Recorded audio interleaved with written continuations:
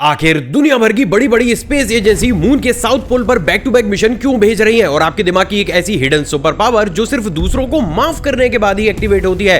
साथ ही साथ अगर आपको ऐसा लगता है कि आप अपने ही घर में किसी बाहर वाले की नजर में नहीं आ रहे हैं तो यकीन मानिए आज आप एक ऐसी सच्चाई जानने वाले हैं जिससे सुन आपकी रूह तक कांप जाएगी। तो हाय गाइस, मैं हूं आकाश और आज की वीडियो होने वाली है फैक्ट्स से ओवरलोडेड। तो इस वीडियो को लास्ट सेकंड तक जरूर देखिएगा वरना भाई आप बहुत कुछ मिस कर जाएंगे। फैक्ट नंबर 6 गाइस, बचपन से ही हमें यह पढ़ाया जाता है कि आसमान यानी कि स्पेस में अरबों खरबों या फिर यूं कहूं कि इनफाइनाइट स्टार्स मौजूद हैं। तो अब मेरा एक सिंपल सा क्वेश्चन ये है कि अगर स्पेस में इतनी बड़ी क्वांटिटी में स्टार मौजूद हैं और वो सब लाइट को इमिट कर रहे हैं तो प्रैक्टिकली इस सिचुएशन में हमें रात का आसमान भाई बिल्कुल ब्राइट या व्हाइट कलर का नजर आना चाहिए था ना, क्योंकि इतने सारे स्टार्स की रोशनी आप कहां लेकर जाओगे। लेकिन हो क्या रहा है भाई, हमें वो आसमान पूरी तरीके से ब्लैक नजर आ रहा है। तो अब मेरा सवाल ये है कि भाई आखिर फिर ये रोशनी जा कहां रही है। तो देखो गाइस, ये कोई सिंपल सा क्वेश्चन नहीं बल्कि साइंस की एक बेहद ही डीप मिस्ट्री है जिसको कि ऑल्बर्स पैराडॉक्स कहा जाता है। असल में 16वीं सेंचुरी में एक एस्ट्रोनॉट हेनरिच ऑल्बर ने ये ऑब्जर्व किया कि हमारा यूनिवर्स हर एक सेकंड एक्सपेंड कर रहा है, यानी कि हर एक प्लेनेट जो है वो दूसरे प्लेनेट से जुड़ जा रहा है, जबकि जो हर एक स्टार या फिर गैलेक्सी है वो एक दूसरे से दूर जा रही है। अब देखो प्रैक्टिकली ये स्पीड स्टार और गैलेक्सीज के कंपैरिजन में इतनी ज्यादा तेज होती है कि इससे एक इफेक्ट जनरेट होता है जिसको कि कहा जाता है रेड शिफ्ट इफेक्ट। असल में ये इफेक्ट ये बोलता है कि अगर दो स्टार काफी तेजी से एक दूसरे से दूर जाएंगे तो उनसे निकलने वाली विजिबल लाइट स्पेस में लंबी दूरी तक ट्रेवल नहीं कर पाएगी। अब क्योंकि इस केस में हर एक गैलेक्सी ही एक दूसरे से एक्सपेंड करते हुए दूर जा रही है तो इन इनफाइनाइट स्टार से निकलने वाली विजुअल लाइट टेक्निकली अर्थ पर बहुत ही कम क्वांटिटी में पहुंच पाती है और इसलिए देखो हमें आसमान में स्टार तो चमकते हुए दिखाई देते हैं लेकिन उनके आसपास का एरिया ना भाई वो टोटल ही डार्क नजर आता है। और एक और अमेजिंग बात बताऊं, अब देखो गाइस हमारी बहुत सी रिसर्च क्योंकि इस बात को पूरे तरीके से क्लियर कर चुकी है कि जो एक्सपेंशन है ना भाई ये हर दिन तेजी के साथ हो रहा है। तो जब हम इंसान इस धरती पर इवॉल्व हो रहे थे भाई उस समय रात का नजारा ना आज के कंपैरिजन में बहुत ज्यादा ब्राइट था। एंड इवन बात अगर फ्यूचर की भी करूं तो देखो आज जो थोड़ी बहुत रोशनी हमें स्काई में दिखाई दे भी रही है, आगे आने वाली जनरेशन ना भाई उसे देखने के लिए भी तरसेंगी। एंड फॉर दोस्त जिनका दिमाग काफी ज्यादा क्रिएटिव है उनके दिमाग में एक चीज हिट जरूर करी होगी कि भाई अगर सारी ही चीजें एक दूसरे से दूर जा रही हैं तो जो सन है वो भी तो हमसे दूर जा रहा होगा ना। And answer is yes, technically sun भी हमसे दूर जा रहा है और इसलिए बात पूरे तरीके से सच है कि over a time period sunlight या फिर डे की जो भाई वो चमक होती है ना वो भी धीरे धीरे फेड आउट होती हुई चली जा रही है। कॉम्प्लिकेटेड लेकिन सच। फैक्ट नंबर 5 गाइस, क्या आपको पता है कि हम इंसानों के शरीर में एक ऐसा जीन भी मौजूद है जो कि लिटरली हम इंसानों को दूसरे एनिमल्स के कंपैरिजन में बहुत ज्यादा अलग बनाता है। अब इंटरेस्टिंग बात यह है दोस्तों कि ये जीन हमारे सबसे करीबी रिश्तेदारों लाइक निएंडरथैलस और डेनिसोवरेंस भाई उनमें भी है ना ये नेचुरली पाया ही नहीं जाता था, ये सिर्फ हम होमोसेपियंस के अंदर ही डेवलप हुआ है और इसका नाम है नोवा1। अब देखो भले सुनने में आपको ये बहुत सिंपल सा जीन लग रहा हो लेकिन टेक्निकली भाई ये ना एक मास्टर स्विच होता है। असल में नोवा1 इंसानों के ब्रेन में आरएनए को प्रोसेस करता है और 90% से ज्यादा अदर जीन्स के बिहेवियर को कंट्रोल भी करता है। मतलब देखो अगर बिल्कुल सिंपल लैंग्वेज में समझाऊं तो आपने ऑर्केस्ट्रा के उस कंडक्टर को देखा है ना जो हर एक सुर और ताल को अपने हाथ से ऐसे कंट्रोल करता रहता है। प्रैक्टिकली ये नोवा जो जीन होता है ना ये यही काम हमारी बॉडी के अंदर करता है। इंटरेस्टिंग बात यह है दोस्तों कि इसी जीन की बदौलत हम और आप एक दूसरे से बातों के थ्रू कम्युनिकेट भी कर पाते हैं, यानी कि ये बात पूरे तरीके से क्लियर है कि ये जीन हम इंसानों को बाकी के सभी एनिमल्स के कंपैरिजन में बहुत ही ज्यादा अलग बनाता है। बट व्हाट इफ कि अगर यही जीन हम अपने अंदर से निकालकर किसी दूसरे जानवर को दे दें। और गाइस यही जानने के लिए किया गया एक ऐसा खतरनाक एक्सपेरिमेंट जिसने लिटरली भाई पूरे दुनिया के बड़े बड़े रिसर्च सेंटर्स को ही हिलाकर रख दिया। असल में आज से कुछ समय पहले यूएस के कुछ रिसर्चर्स ने इस जीन को एक माउस के अंदर इंजेक्ट किया। इंटरेस्टिंगली उसके कुछ टाइम पीरियड के बाद रिसर्चर्स ने यह देखा कि उस माउस की आवाज की फ्रीक्वेंसी और टोन बहुत ज्यादा कॉम्प्लेक्स हो चुकी है। मतलब ये ठीक वैसा ही था कि एक इंसान को ढंग से हिंदी बोलनी भी नहीं आ रही और सडनली वो संस्कृत में फ्लुएंट बात करने लगे। सिर्फ इतना ही नहीं बल्कि रिसर्चर्स ने तो ये भी ऑब्जर्व किया कि इस बदलाव के कारण एक चूहा ना सिर्फ अच्छे तरीके से दूसरे चूहों को अपनी बातें समझा रहा था बल्कि उसकी डिसीजन मेकिंग एबिलिटी भी पहले से काफी ज्यादा बढ़ चुकी थी। यानी कि टेक्निकली हम इंसानों ने चूहों का भगवान बनकर उन्हें एक ऐसी सुपर पावर दे दी जो नेचर ने उन्हें कभी भी नहीं दी। और यहीं से ही क्रिएट हुआ एक ऐसा डिवाइडेशन जिसने पूरी ही दुनिया के बड़े बड़े रिसर्चर्स को दो अलग अलग गुटों में तोड़ दिया। जिसमें से बात अगर पहली लॉबी की करूं तो उनका यह मानना है कि ऐसा करके हम इंसानों ने इस अर्थ पर खुद के लिए एक नए कंपटीशन को ही खड़ा कर लिया है और जानवरों को ज्यादा एडवांस बनाना आगे चलकर शायद हमारे लिए ही मुश्किल खड़ी कर सकता है। जबकि बात अगर दूसरी लॉबी की जाए तो उनका यह मानना है कि भाई ऐसा करके टेक्निकली हमने जानवरों को काफी ज्यादा स्मार्ट बना दिया है तो अब हम उनसे वो भी काम करने के लिए एक्सपेक्ट कर सकते हैं जो आज से पहले हमें लगता था कि हम सिर्फ इंसान ही कर पाएंगे। वैसे गाइस, आपको क्या लगता है, क्या ये सब एक्सपेरिमेंट करना सही है या फिर गलत? आप इस चैनल के सभी व्यूअर्स के साथ नीचे कमेंट सेक्शन में कमेंट करके शेयर जरूर कीजिएगा। फैक्ट नंबर 4, गाइज अभी आप एक अच्छे से एनवायरनमेंट में बैठकर शायद मेरी इस वीडियो को देख रहे होंगे और इसी पॉइंट पर मैं आपसे बोलूं कि भाई क्या हो कि अगर आपका जो बॉडी का इम्यून सिस्टम है वो सिर्फ 0.001 सेकंड के लिए काम करना बंद कर दे। मतलब ये ठीक वैसे ही हो जैसे वो लाइट आती है ना, इलेक्ट्रिसिटी, और क्या होता है कि बीच में हल्का सा फ्लक्चुएशन आ जाता है। अगर यही फ्लक्चुएशन टेक्निकली हमारा जो इम्यून सिस्टम है हमारी बॉडी के अंदर जनरेट कर दे तो भाई उससे क्या ही उखड़ेगा, राइट? पता है क्या उखड़ेगा भाई साहब? पूरी जिंदगी उखड़ जाएगी। असल में देखो, हमारी साइंस ये बोलती है कि हमारी बॉडी हर एक सेकंड कॉस्मिक रेज और पार्टिकल्स के कांटेक्ट में रहती है। और पता है ये सारी चीजें आती कहां से हैं? प्रैक्टिकली ये आती है स्पेस में मौजूद ब्लैक होल्स, स्टार्स और इवन अलग अलग प्लैनेट्स और सन से भी। अब देखो होता क्या है कि जो कॉस्मिक पार्टिकल्स अर्थ के लिए बहुत ज्यादा हार्मफुल होते हैं उसे हमारी अर्थ का मैग्नेटिक फील्ड एक इनविजिबल शील्ड की तरह काम करके ब्लॉक कर देता है। लेकिन फिर भी इस शील्ड में से कुछ कॉस्मिक पार्टिकल्स नीचे हमारे एनवायरमेंट में भी आ जाते हैं। अब इंटरेस्टिंगली, चाहे आप अपने घर के अंदर ब्लैंकेट ओढ़कर लेटे हुए हो या फिर बाहर खुले में घूम रहे हो, ये पार्टिकल्स हर एक सेकंड हमारी बॉडी के अंदर एंटर होते ही रहते हैं। तो अब आप में से बहुत से लोगों के दिमाग में ये आया होगा कि भाई अगर हर सेकंड ये पार्टिकल्स हमारी बॉडी के अंदर जा रहे हैं तो भैया हम जिंदा रह कैसे पा रहे हैं? तो देखो गाइस, इसी के पीछे ही ना मेजर रोल प्ले करता है हमारा इम्यून सिस्टम, जो कि हर सेकंड बिना रुके ये एनालाइज करता है कि कौन सा कॉस्मिक पार्टिकल हमारी बॉडी के लिए न्यूट्रल है और कौन सा डेंजरस। अब इस कंडीशन में अगर हमारा इम्यून सिस्टम सिर्फ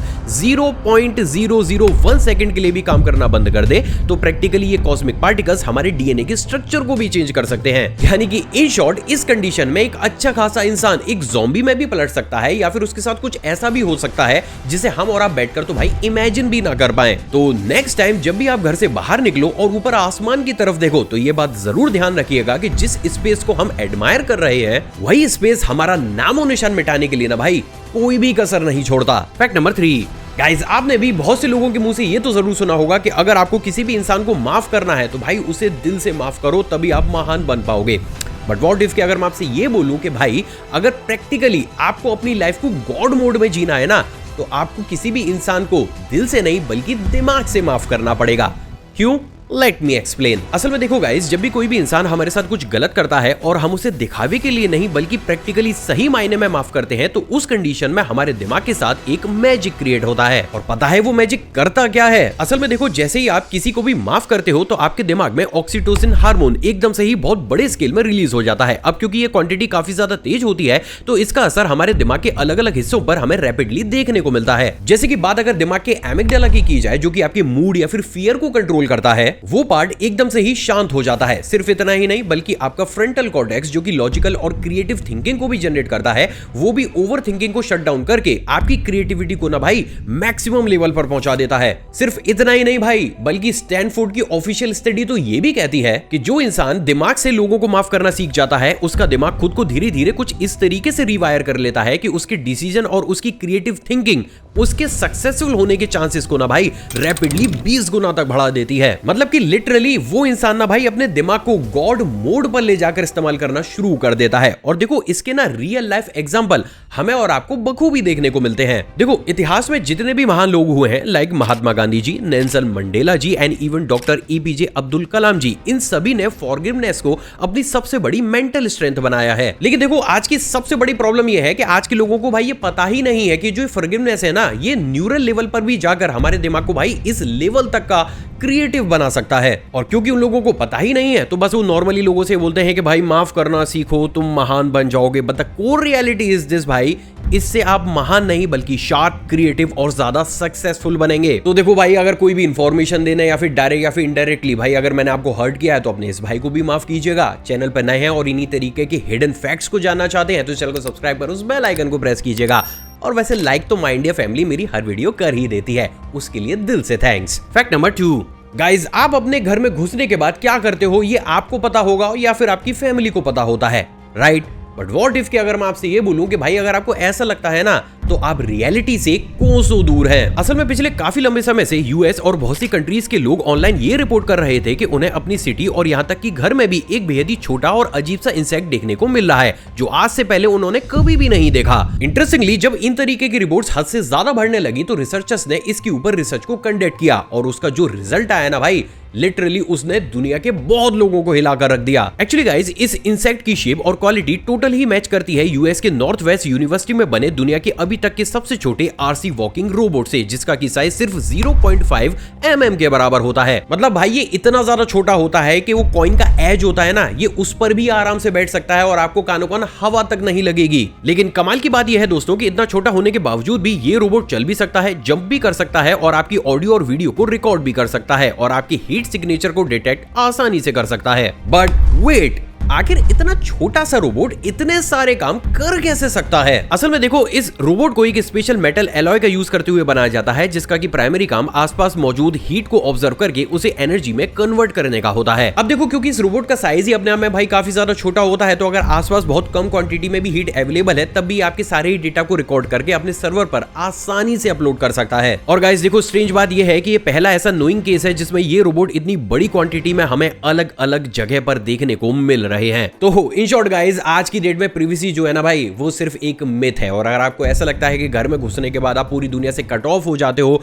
तो sorry to say this, but we have to think about it, क्योंकि भाई आजकल ना लिटरली कुछ भी हो सकता है। फैक्ट नंबर 1, गाइस हम सभी को पता है कि कैसे आज की डेट में बड़ी बड़ी स्पेस एजेंसीज और यहां तक कि प्राइवेट ऑर्गेनाइजेशन भी भाई मून पर कैसे बैक टू बैक मिशंस को भेज रही हैं। अब देखो, जब ये चीजें हमें सुनने को मिलती हैं, तो हमें इसकी ये एक्सप्लेनेशन दी जाती है कि भाई हम मून पर जाकर जल्द से जल्द अलग अलग मिनरल्स को खोजने का ट्राई कर रहे हैं, ताकि हम हमारे अर्थ के फ्यूचर को जो है वो ज्यादा सिक्योर कर सकें। और इसलिए आज की डेट में बात अगर अलग अलग स्पेस एजेंसी की जाए, तो भाई सबकी प्रायोरिटी सिर्फ और सिर्फ मून ही है। लेकिन क्या आपको पता है कि इसके पीछे का असली कारण सिर्फ मिनरल्स ही नहीं, बल्कि मून पर मौजूद एक ऐसी मिस्ट्री है जिसके बारे में कोई भी स्पेस एजेंसी नहीं चाहती कि वो इंफॉर्मेशन आम लोगों तक कभी भी पहुंच पाए।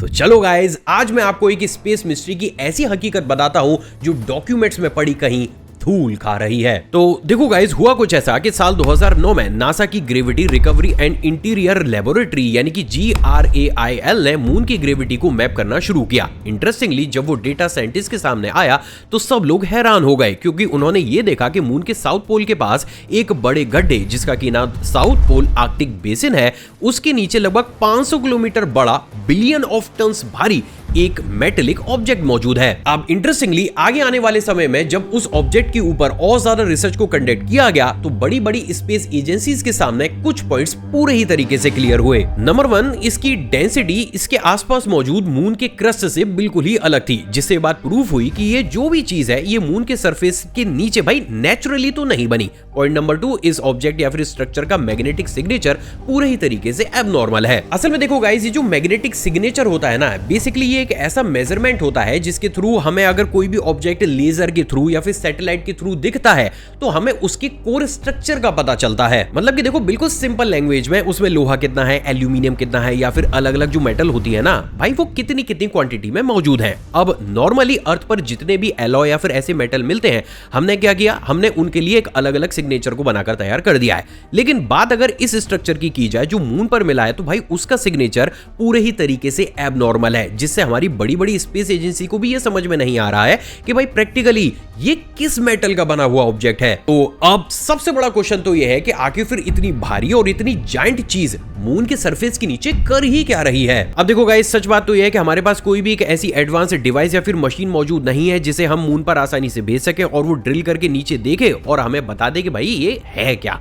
बट इंटरेस्टिंगली हमने जब जब मून के ऑर्बिट कर रही सैटेलाइट्स के थ्रू इस स्ट्रक्चर के बारे में जानने की कोशिश की है, तब हमें वहां पर एबनॉर्मल इलेक्ट्रोमैग्नेटिक डेटा रिसीव हुए हैं, जिसके चलते हुए दुनिया भर के बड़े बड़े एक्सपर्ट्स ने इस स्ट्रक्चर को लेकर अपनी अलग अलग थ्योरीज दुनिया के सामने रखी थी। जिसमें की बात अगर सबसे पहली थ्योरी की करूं, तो कुछ एक्सपर्ट्स का यह मानना है कि शायद करोड़ों साल पहले कोई मीटेरॉइड मून के सरफेस से टकराया होगा और उसी का ही जो मेटलिक कोर था वो मून के सरफेस के नीचे धंस गया होगा। लेकिन देखो, इस थ्योरी को ज्यादा सपोर्ट इसलिए नहीं मिलता है क्योंकि अभी तक जो इस स्ट्रक्चर का ग्रेविटेशनल मैप हमें मिला है वो इस बात को पूरी तरीके से क्लियर करता है कि ये बहुत ज्यादा ना सिमेट्रिकल ऑब्जेक्ट है, मानो इसे वहां पर अच्छे तरीके से प्रॉपर शेप देकर बनाया गया है। जबकि देखो बात अगर मीटरॉइड की करूं, देखो मीटरॉइड का सीन ये होता है कि अगर मीटरॉइड टकराता है तो उसकी शेप बहुत ज्यादा अजीबोगरीब होती है। इसी के साथ ही गाइस अब बात अगर दूसरी थ्योरी की करूं तो कुछ रिसर्चर्स का ये भी मानना है कि मे बी ये एलियन सिविलाइजेशन का कोई सीक्रेट बेस हो सकता है। और देखो ऐसा इसलिए कहा जा रहा है क्योंकि इन लोगों का ये मानना है कि हमें टाइम टू टाइम जो इस स्ट्रक्चर से इलेक्ट्रोमैग्नेटिक सिग्नेचर डिटेक्ट हुए हैं उनके पीछे का रीजन ये है कि शायद ये बेस आज भी पूरे तरीके से एक्टिव है। जबकि बात अगर तीसरी थ्योरी की करूं तो वो निकल कर आती है MIT और स्टैनफोर्ड के रिसर्चर्स के थ्रू, जिसमें उन लोगों का ये मानना है कि ये ऑब्जेक्ट शायद किसी एडवांस इंटेलिजेंस ने जानबूझकर मून पर इम्प्लांट किया है। देखो ये ठीक वैसा ही है जैसे आज की डेट में हम क्या कर रहे हैं, हमने चंद्रयान 3 भेज दिया या फिर और अलग अलग हम जो हमारे प्रोजेक्ट है या फिर जो मिशन है वो हम भेजते हैं। अब उसके लिए क्या होता है कि उनका लैंडर हो गया या रोवर हो गया, वो हम ऐसे ही मून पर पड़े हुए छोड़ देते हैं। भाई खराब हो जाते हैं तो हम उसको वापस क्यों लेकर आएंगे, तो हम उसे वहीं पड़ा छोड़ देते हैं। तो मे बी इस अनंत ब्रह्मांड में कोई और एडवांस सिविलाइजेशन भी मौजूद हो सकती है जिसने मून पर रिसर्च करने के लिए कुछ इस तरीके के स्ट्रक्चर को उसके सरफेस के नीचे भाई टेक्निकली कवर करके रखा हो। बट वेट, इतना जानने के बाद एक क्वेश्चन जो अब मेरे दिमाग में आया वो ये था कि भाई ये सारी ही चीजें आखिर नासा के साथ ही क्यों होती हैं? बाकी की स्पेस एजेंसी क्या भाई मूंगफली खाने के लिए बैठी हुई है? एंड सीरियसली गाइस जब इस चीज के ऊपर मैंने रिसर्च करी तो इस बार का आंसर भाई साहब मेरी एक्सपेक्टेशन से बिल्कुल ही उलट आया। एक्चुअली गाइस ये चीज सिर्फ नासा के साथ ही नहीं हो रही है बल्कि खुद चाइनीज स्पेस एजेंसी ने तो ओपनली ये भी बोला है that we saw structure formation inside the crater, they were not natural. सिर्फ इतना ही नहीं बल्कि बात अगर CNSA और यहाँ तक कि इसरो के भी कुछ मिशंस की जाए तो वहां पर भी हमें बहुत से ऐसे डॉक्यूमेंट्स देखने को मिलते हैं जिसमें वेग लैंग्वेज में ये लिखा गया है कि मून पर इलेक्ट्रोमैग्नेटिक डेटा और ग्रेविटेशनल डेटा में साउथ पोल की साइड इतनी एबनॉर्मलिटीज हमें देखने को मिली है जितनी हमें मून के बाकी किसी भी साइड पर देखने को आज तक नहीं मिली। और देखो यही वो एक सबसे बड़ा कारण भी है जिसके चलते हुए दुनिया भर की बड़ी से बड़ी स्पेस एजेंसी और यहां तक कि प्राइवेट ऑर्गेनाइजेशन भी आज की डेट में अपने सारे ही मिशन को मून के साउथ पोल पर लैंड कराने का ट्राई कर रही हैं। बट अनफॉर्चुनेटली ये कर पाना सबके लिए बहुत ज्यादा टफ हो रहा है। इवन साल 2011 में नासा के एक एक्स साइंटिस्ट शैमफोर्ड जॉनसन ने तो क्लियरली एक पॉडकास्ट में ये भी बोल दिया था कि हाँ मैं ये मानता हूं कि मून के साउथ पोल की कंडीशन एक्सप्लोरेशन के हिसाब से बहुत ज्यादा टफ है, लेकिन मून के साउथ पोल को ज्यादा एक्सप्लोर ना कर पाने के पीछे का एक सबसे बड़ा रीजन सिर्फ हार्श कंडीशन ही नहीं बल्कि कुछ ऐसी एबनॉर्मल एक्टिविटीज भी हैं जिसकी वजह से हमें कभी कभी ये लगता है कि शायद इंटेंशनली कोई हमारे लैंडर या फिर रोवर को खराब कर देता है। वेल गाइज सच बात तो ये है कि इतना ज्यादा एडवांस होने के बावजूद भी हम अभी तक साउथ पोल को अच्छे तरीके से एक्सप्लोर नहीं कर पाए हैं। लेकिन हाँ एक चीज जो आप कर सकते हैं वो ये है कि अगर आपको ये वीडियो पसंद आए तो इस वीडियो को लाइक कीजिएगा, इसके ऊपर आपकी क्या राय है नीचे कमेंट सेक्शन में कमेंट कीजिएगा, इस वीडियो को ज्यादा से ज्यादा शेयर कीजिएगा। और जब सारा ही काम आप कर लें तो देखो अभी आपकी स्क्रीन पर आपको एक वीडियो दिख रही है, प्रैक्टिकली ये मून के ऊपर बनाई गई हमारी डेडिकेटेड सिनेमैटिक वीडियो है जिसे मैंने और भाई मेरी पूरी टीम ने बहुत मेहनत के साथ बनाया और हमें पूरी उम्मीद है कि आपको ये भी पसंद आएगी। तो इस वीडियो को खत्म करने के बाद इस वीडियो को चेकआउट जरूर कीजिएगा और हाँ वीडियो को लाइक करना बिल्कुल भी मत भूलना। जय हिंद।